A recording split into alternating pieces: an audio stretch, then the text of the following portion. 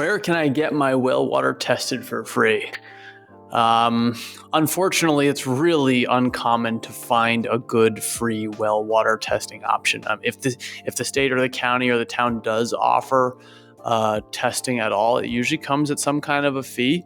If it is free, wonderful, but I have a strong feeling you're either extremely lucky or what is free is a very small fraction of what actually needs to be tested. So it might be that the county will offer a free coliform test, for example, but it's not going to include all the heavy metals. It's not going to include pesticides or VOCs or other minerals in the water. It's just going to be that one thing.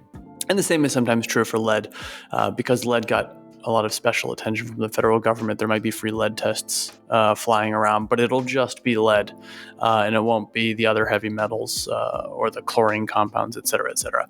Hopefully at this point in life, this doesn't come as a surprise. There's really no free anything, and there really aren't free water tests. There might be very cheap test strips that are marketed on the internet that make it seem very cheap, like $15-20, and you dunk a little dipstick into a glass of water and the little color pads will change colors.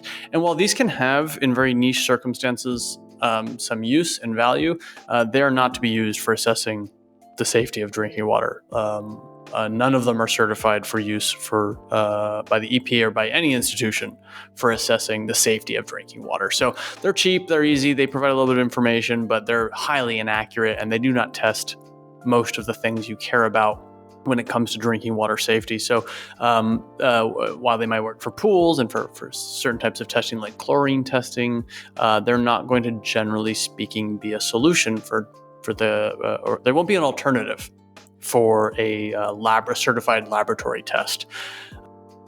Hate to say it, there's no free lab test. These labs cost millions of dollars to build and then a lot of money to maintain, not to mention pay the staff.